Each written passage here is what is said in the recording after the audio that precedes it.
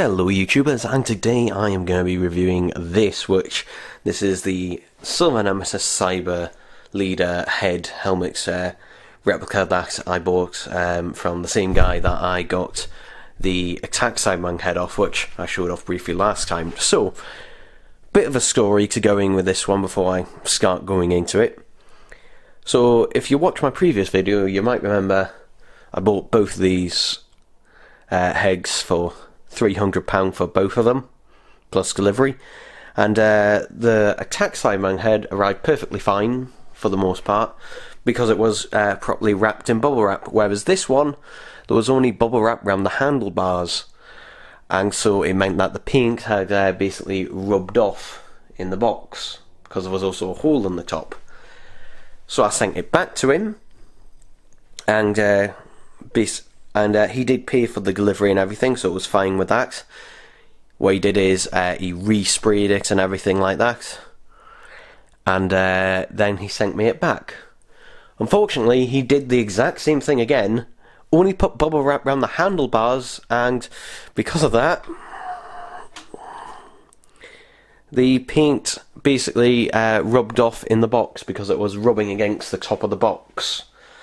And it's even a couple of other places you can see here where the paint has come off, and this paint does come off fairly easily, unfortunately, because of what it is. Now, I contacted him about this and I just said, look, do you have any spare paint or anything like that? Can you just send me some of the paint and I'll just touch it up myself? And he said, yep, no problem. So he's going to be sending me some of this chrome paint, because if I was to buy this paint, it would be £10, which isn't bad for spray paint, but it's a lot just to do a couple of touch-ups on this, considering the amount of money I've already spent on it. So, yeah.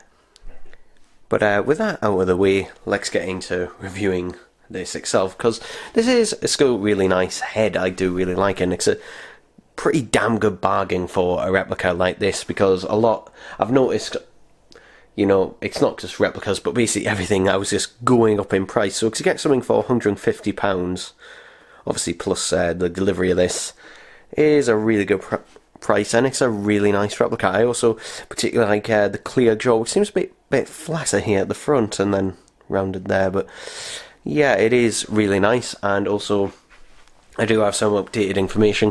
These are from a fan sculpt, so they're not copies of the original, but it's a really good fan sculpt nonetheless. It looks really, really good, and it's even got the tubes, and these are single tubes on these ones, because obviously it's a Silver Nemesis one. The only thing I'd say about this one is the tubes on this one compared to the other one are a bit shorter. They are a bit short, but they should be, you know, they are just long enough. You can see there's even mesh on the back. I've taken the back plate off, and because this one is screwed on. Now, if you know anything about the Silver Nemesis heads, they weren't screwed on, they were actually clipped on. So yeah, by this point, basically they finally, you know, figured out that, hey, having 4 screws is not the best idea, and they didn't want to do that in the first place with Earthshock. It's just that they ran out of time, and basically the 4 screws was basically the only thing they could muster. Now, the only thing about this is that basically this panel doesn't really fit the back of this head, and I'm wondering if this is a panel off a different head that he's somehow put on. You can also see, ooh, massive scuff mark there, but well, anyway, so for example, if I put the panel line it up on this side, you can see there's a massive gap here, and also there's gaps around the bottom as well. It feels like this panel wasn't designed, and the 4 screw holes, you have in order to put all 4 screws in, you have to kind of also kind of push the head, you know, inwards like that for the 4 screws to actually go into it. So yeah, I'm just wondering what happened here, because the two do not seem to be fit. This panel basically feels like it's too small for this head, so I'm wondering what happened in the moulding process there. So yeah, but you know, other than that, I mean, obviously the actual heads in the story were chrome plated. This is not. But if you were to, you can do this, but it will be more difficult and also a lot more expensive. And I think this chrome paint really does the job, because it is still, you know, very reflective of everything and that, and it's kind of like, you know, a nice sort of kind of middle ground for it as well. So yeah, and obviously, you know, if you wanted it done as a regular Cyberman, you can. He's also, I messaged him last night to ask him, is he planning on doing either any revenge or invasion heads, and he said he's planning on getting some moulds around Easter time, so if he does, then I will probably buy them and get that. So yeah, the only other thing I'll say about this head is, well, you know what, it doesn't really affect me so much, but if you're a cosplayer or if you plan on wearing one of these heads, then it might be an issue for you, because there's not much room in this head for an actual head.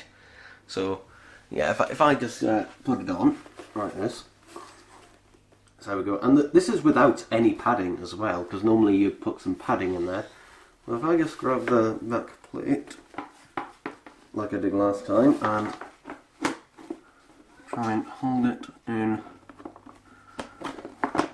position, like you can see that with my chin is pressed right against this head, and it is really, like, it is really tight and hot in here. So yeah, my face is literally, I can barely move my chin with this. So if this panel was screwed in, like, it is really, this will become uncomfortable pretty quickly. So yeah,